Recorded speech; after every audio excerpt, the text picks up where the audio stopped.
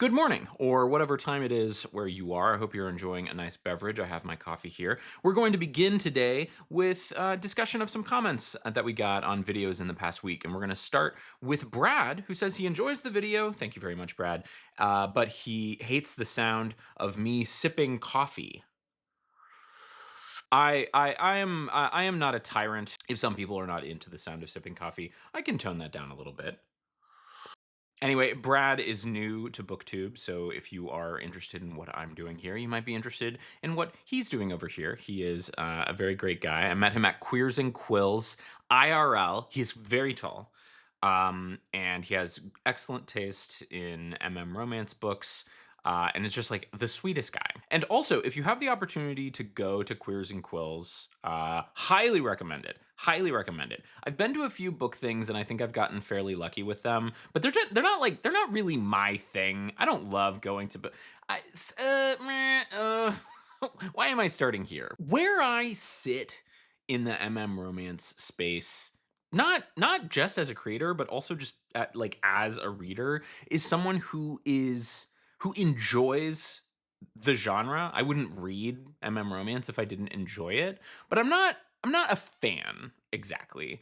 I would say I'm a fan of a few authors, but I am more interested in, if there is a label for what I am doing generally with romance on the internet, it is treating it with the level of respect I think it's due. And that means engaging with it critically. So the things that I like to do are talking about romance books, what I like about them, what I don't like about them, trends in the genre, why things work, why things maybe don't work, why they work for different people, those kinds of conversations. And then in particular, I like finding people who enjoy having those kinds of conversations. And I think I found a bunch of you here. Lots of great comments on the past week's videos that I want to discuss today. A lot of people are not up for that. That's not their favorite thing. Their favorite thing is just reading the books. They enjoy various things about them, and they like meeting other people who enjoy the books, and then, going to meet their favorite authors and buy things from them, get things signed from them. It's like a fan thing. Most book conventions are geared toward that. So I feel very out of place in a lot of them, because I'm not really there to queue up to meet my favorite authors and get books signed, right? It's like that's not the thing that I prioritize the most about the community in the genre. Nevertheless, Queers and Quills was very fun because there was lots of panel discussions. There was lots of opportunities to meet people and have longer conversations. It was a large and diverse group of people, a large and diverse group of authors. Really wonderful. They're going to be back in 2027, as far as I know. I think they're trying to be in Portland, but there's issues with the world and the country. But if you have the opportunity, highly recommend it. You can meet people like Brad and also me, but I don't know. I think most people would rather meet people like Brad and their favorite authors than someone who is like, let's talk about Bi Awakenings and if they are uncomfortably close to the old gay for you trope. Let's move to that now. I don't remember talking about this necessarily. I don't remember talking about Bi Awakenings on last week's video, but perhaps I did. I had a series of videos on my TikTok getting into Bi Awakenings and why I'm kind of cool on them these days. And there were some interesting comments about that. Here's the first one from Sheila Kethley 5351. Just had a thought on the prevalence of Bi Awakening gay for you tropes. Authors who want a lot of spice and want the storytelling value of the first time experience without needing characters who are underage. This is a way to have an adult character and not the yikes, icky criminal component. Yikes. A grown person who suddenly has a revelation is one way to do it all. I agree with that. I think that bi awakenings and bisexual male characters in books, there are lots and lots and lots of reasons why an author might want to have a character like that. I think a big reason is many of those authors are themselves bisexual people, and they figure that out a little bit later in their life, and they are kind of putting that into one of their characters. But you have to look at the broader genre and the trends, and it's so popular. I did the work of counting up the top 50 most shelved romances, on Goodreads, and half of them had bi awakenings or were gay for you. That's a lot. That's a lot. And this is certainly one reason why. You can have high angst, you can have stakes in the sexual relationship between two characters if one of them is starts out as unavailable to the other one because they think they're straight. Now, gay for you is extremely problematic because I think that there's been like some magic fairy dust sprinkled on that by like reinterpreting that as demisexuality. There are certainly demisexual people. I think a lot of people have a type of demisexuality to them, just insofar as that for them to really get the most out of a sexual experience, they want to have like feelings, they want to have romantic feelings for the other person. But on the other hand, like I've been on the apps, gay guys are hooking up with each other all the time and they're not like, "Oh, I need to like feel something for you." It's like they just need to feel you in them or vice versa. And the idea of gay for you, that you can like be gay for one person, is just like it's just a storytelling convention. And I forget if I have a comment about this. I know someone brought it up in a video of mine. It might be the original videos on TikTok.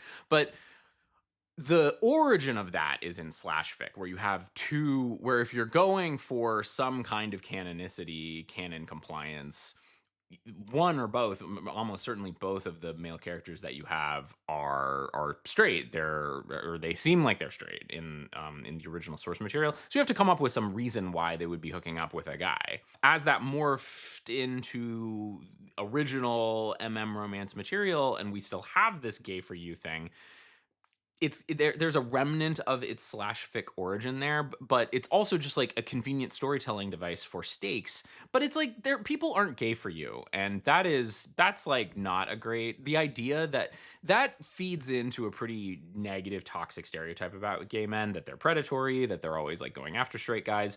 And like this is so complicated because it's like some of them are. I've had guys who I would say are like, they're like pretty good guys, but nevertheless, especially when they were younger, kind of like gunned for straight guys to see if they could like get some action there. And unfortunately, a lot of straight guys, more straight guys than you might think, straight guys are perfectly happy to have an experience like that on their terms and then totally walk away for it. So anyway, it's just like that's gay for you. Ugh, very messy. By awakenings, people are figuring out their sexuality all the time. I don't think there's any problem having characters who have a bi awakening, but there's like so many of them. It's like, why is it so many?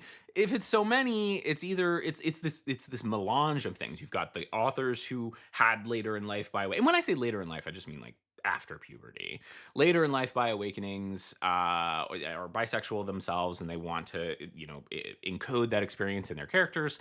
And then also it's like the same storytelling conveniences that you have with gay for you can have with bi awakening, where it's like, well, we don't know what's going to happen, isn't that interesting? And then but like what Sheila's getting into is like the storytelling element aspects of this, which is you get to have a first time, you get to have a second first time if you're having a character who's having an awakening. And they're older, they can be older, they can be older than 18, they can be age appropriate for the content, for the material. Rhett and Scarlett was also talking about this as a bi AFAB person who reads romance and sapphic. It's interesting to me which tropes work for me in versus FF. I think this is a particularly interesting comment. I think part of it comes from not wanting to see women in certain roles that I may have seen or experienced in a negative way. I think that there is there is a whole book about this called Girls Who Love Boys by Lucy Neville. Very, very interesting. Maybe we'll talk about that in depth someday. Totally understand that. But not having that inherent familiarity with men in those roles.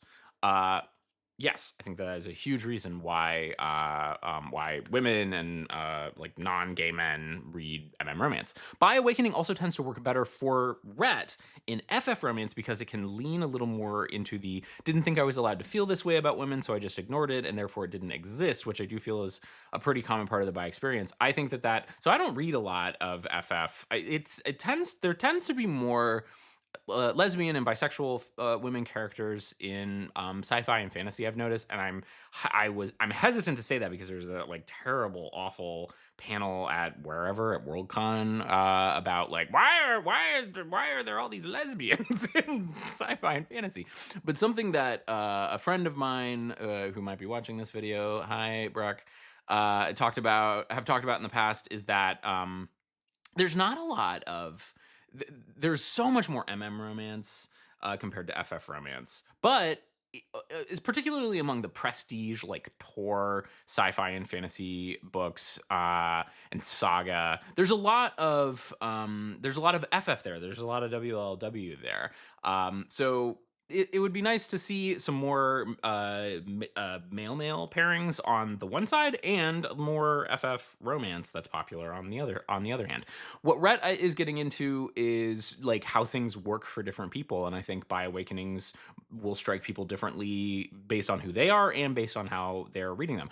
I suspect that I would also have less of a problem reading a By Awakening with one or two women, just because I'm not a woman. It might, and I don't have my own baggage with my own journey tied up in that. So romance is romance is an interesting genre to talk about. This is what I was talking about right from the very beginning. Look at these interesting discussions that we're able to have. Erilyn W. I don't know. I don't know if I got that right. I think there's Errolyn W. Very long, interesting comment. Such an interesting point about the shift from gay to you to bi awakening storylines. On the one hand, as a bi woman, I'm always happy to see bi men getting any kind of representation. I think that's important. It often feels like the societal narrative is that all bi women are actually straight women seeking attention, and all bi men are actually just closeted gay men. What is the common pivot point of that insight, Erilyn? It is that men are the most important thing. So I particularly appreciate books where characters' past relationships with women are still treated with respect. I just read Fire Season by Katie Casey. This is a Katie Casey fan account. If we are fans of anyone, we are fans of Katie Casey on this account, which did a great job of that, in my opinion. I agree. I agree with that entirely. I love that. I can't even think of the male character's first name, but I love that his ex-wife, is still like a really big part of the picture, and it's very amicable, like really, really good. Really, really good book. On the other hand, because the romance genre kind of demands a happily ever after ending, a bi awakening in that context can definitely end up serving a similar function to a Gay for You storyline, right? Because it's like, well, they're gonna be on this like ballistic path toward their happily ever after. So it's like every romance is like something for you because you're gonna end up with that person in the end. I agree with that. I think that I'm more. I already talked about the real, like, actually problematic aspects of Gay for You. But for me, like, taking a step back about it, I think it's just the prevalence of bi awakenings. It's just like there's so many of them. That's the thing that bothers me the most. Erilyn goes on to say, I think there's a lot of nuances to bi identity culturally that don't tend to get captured super well in romance novels. And this is another thing that I like really agree with. And I think some of this is because the characters' experiences get flattened since they're predicated on this relationship with one specific person. You don't typically see characters actually engaging with queer community outside of maybe going to a gay bar. I talked about that a little bit in Heated Rivalry, and I talk about it a lot more in my Tough Guy review, which is coming out on Thursday. I also don't think I've seen much around bi erasure specifically. There's characters grappling with homophobia, particularly in hockey, romance, where they tend to spend most of their time. But I don't see much around wanting to assert or validate that specific piece of identity. And maybe it's because it just doesn't matter given the HEA setup. I recognize I'm likely projecting some of my own experiences here as a bi woman married to another woman. And then this, I think, is the money point. I guess the point of this very long comment is that if we're going to see a lot of bi awakenings as a plot device, I agree, it's often used as a plot device, I'd also like there to be some actual exploration of what it looks like to be bisexual in the day-to-day. Yes, I mean, the research on health outcomes for bi folks versus lesbians or gay men show there's a lot to unpack there. Anyway, I appreciate the critical lens. I'm looking forward to hearing my thoughts on Heated Rivalry. They're out. This I know I've mentioned recently somewhere, but I think one of my big problems with Bi Awakenings is how much it's like a bolt from the blue, where it's like, oh, I had no idea that I was bisexual. I had no idea that I was I could be into guys or that I could be into girls or what have you. I'm reading Common Goal, the fourth Rachel Reed book, and I'm not loving it. I'm just gonna put that out there. But one of the main male characters, Eric, is bisexual, and I appreciate that his journey was that he fell in love with a woman and was in a relationship with a woman. He was married to her for 20 years, but he knew he was into guys. It's just like, well, it's convenient. I'm in this relationship. It's a good partnership. I'm never going to act on that anyway. So he just like kind of set that part of himself aside. So when he's divorced at the beginning of the book, he's been divorced for a year, and he's like, maybe I want to like explore that a little bit. It's not surprising to him. It's not like he sees the other male main character and is like, oh my God, a thing about me I've never known. He's like, nah, I knew. He knew the whole time. It's just he never had the opportunities to explore it. That's like one of many aspects that I think often don't get explored with Bi Awakenings. But what Erilyn is getting into is like the whole idea of being bisexual is often not explored because these are often plot devices. And that gets back to one of my absolute bottom line insights about character writing in romances. And I'm usually talking about this in the context of butt stuff and sex scenes, but it applies to everything. And that's intentionality on the part of the author in creating their characters, creating full, real characters.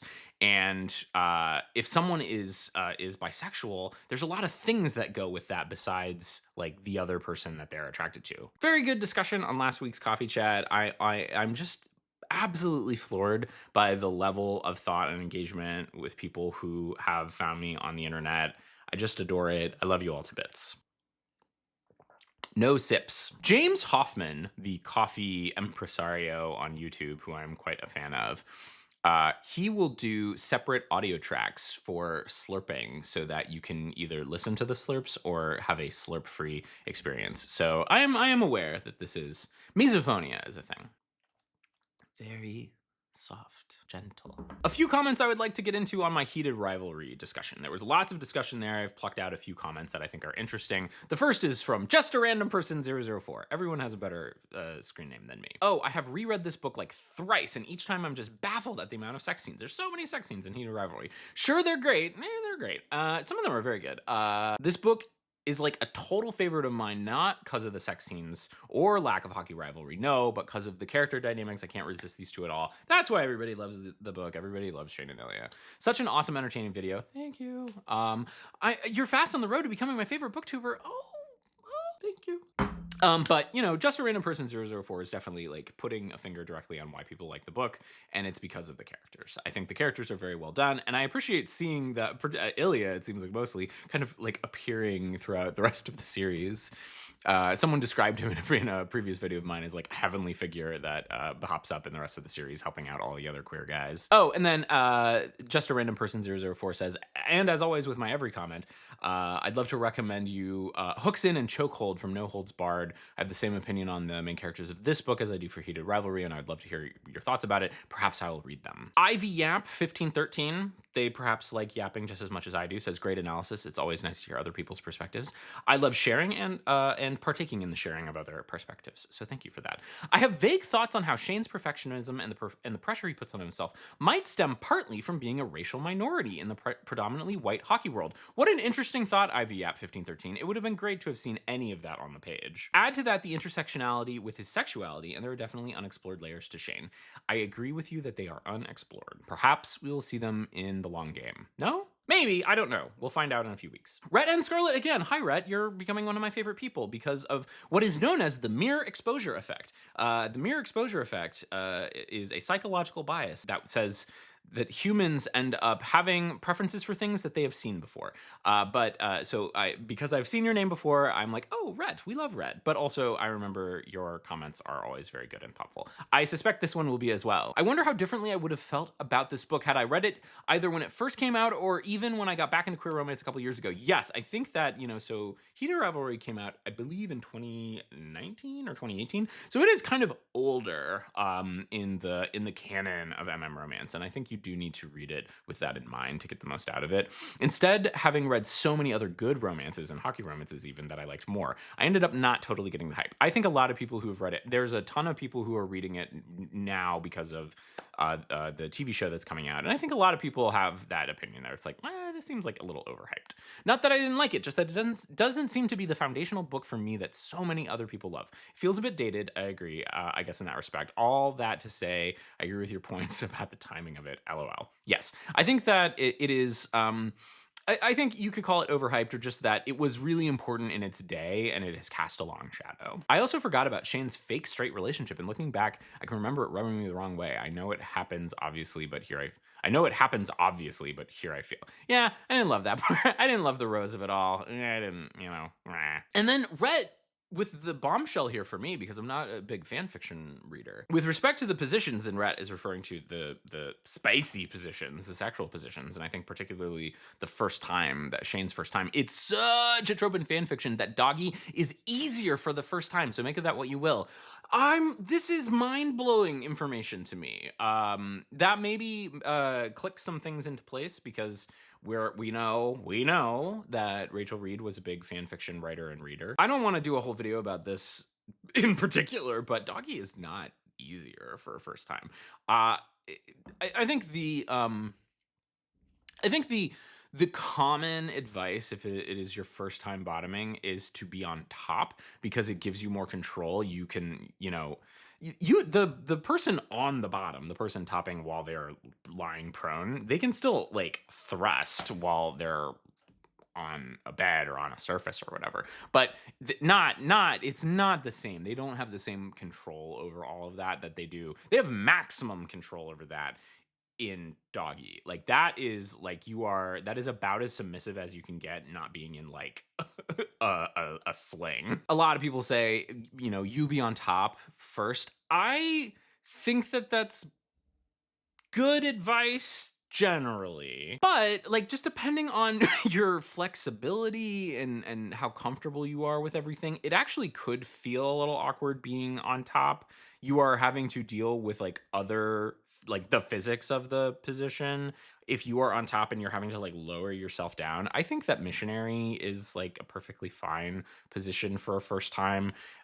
You are able to have the face-to-face contact, and then in missionary you can put your hands on the other person and like stop them, or you can like slow them down a little bit. You can like guide things a little bit. So I think like depending on, just like depending on what works the best for you, like either of those would be better positions than doggy style. Doggy style would be the worst for a first time if you are caring about like how much control you as the person bottoming have over it. Anyway, we don't need to make the whole video about this. Emma Savage, frequent commenter Emma, says, I think you make a really good point about the rivalry stuff not being present in the narrative. When I first read the book, I clocked the inspiration, the Crosby and Ovechkin of it, and I think I brought that into my reading, which is why I hand waved away the limited on-page rivalry. I think a lot of people had no idea, and some people read hockey just because they think it's hot and they don't really know a lot about hockey. But for sure, I think Reed, as the author, had that in the background, and so maybe took it a little for granted. I think some other folks have recommended Ari Barin and their book Game Misconduct.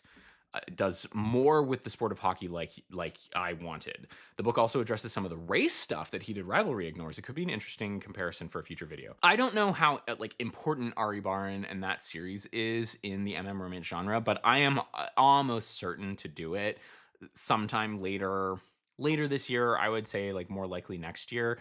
Everyone has said, people who've heard me critique Rachel Reed's books for maybe not having so much hockey in them, and people who have heard me not shut up with my praise for Katie Casey and their Unwritten Rules, Elephants baseball books.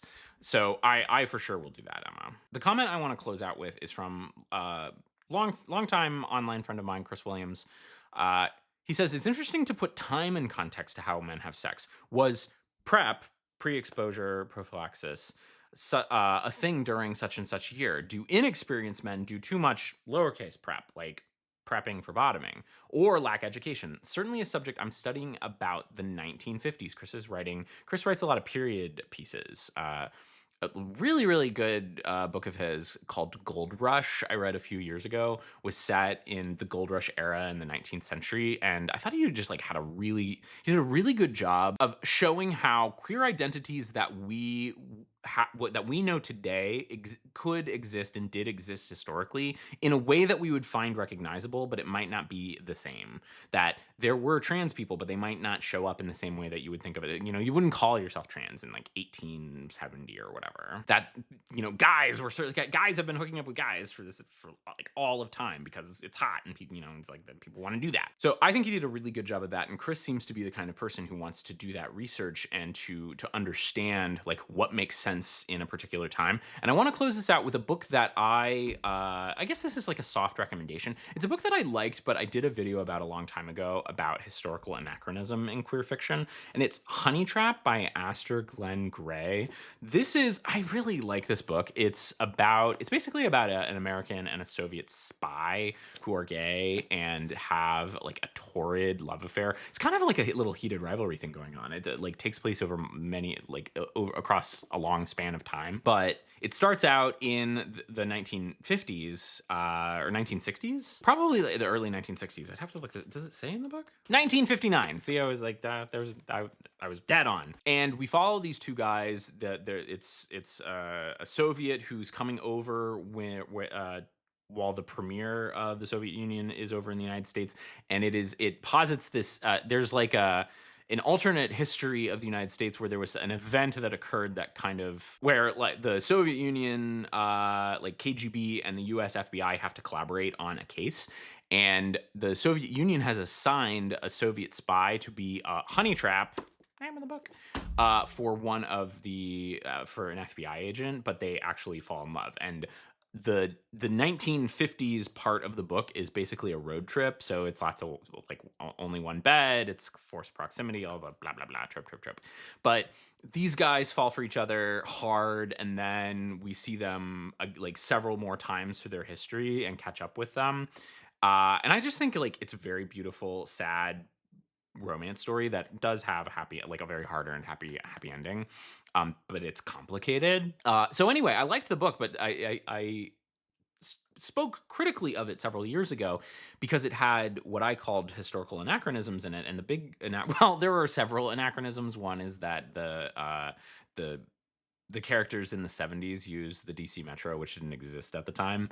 But more importantly, the thing that I talked about with this book is that these guys refer to sexual positions as top and bottom. And I did a bunch of it felt wrong to me, and I had recently read when I read this book, I had been reading some books about queer history, like The Lavender Scare and Secret City by James Kirchick, who has turned out to be like not a cool dude. I still think I recommend the book, but he's like he's like a big asshole. And those books and like the language that was used in them about the guys at the time were a big clue for me. And then when I read this book, I was like, that doesn't feel right. And I did try to do some research on this at the time. I should go back and like do a more thorough job of that and make a video about it. But as far as I can tell, top and bottom for like insertive and receptive butt stuff were not in common usage until like at least the 80s, and then became widespread in the 90s.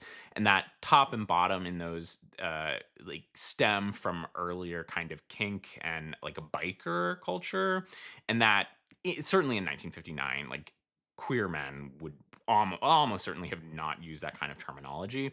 And I critique the novel for that because it's giving characters modern language that is helpful for explaining the way that they're queer men that didn't exist at the time. So they don't have to struggle at all to describe the things that they want to do. They can like pull these things from the future into the past. And I don't think it's meant to be like a magic realism kind of thing, or you know, a fantasy like a fantasia on queer themes in the 1950s. I think it's just like the author didn't know that wasn't in common parlance at the time, and it makes it's like it's a little bit easier to be a queer man when you have that kind of terminology, when you have that kind of context and background.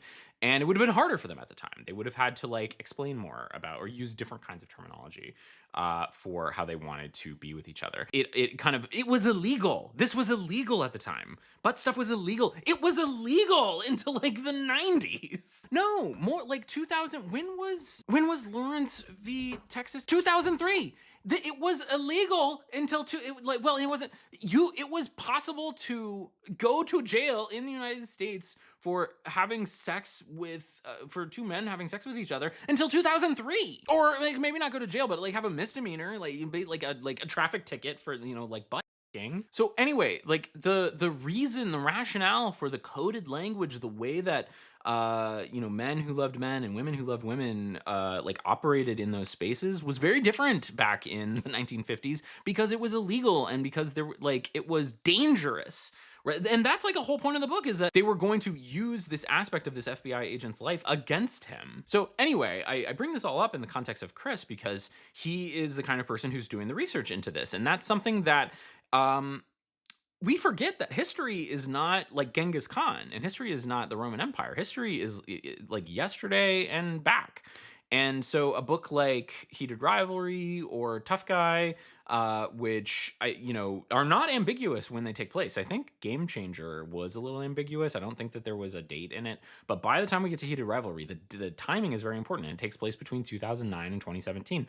A lot of things changed. A lot of things changed about being a queer person in the United States. Marriage equality occurred during that time. PrEP became widely available. There were big cultural things like Glee came out during that period of time. Lest we forget the influence of Glee. And it's like, I don't think every author has to write perfect, historically accurate, well researched, well thought out. I think people can just write the books they want to write.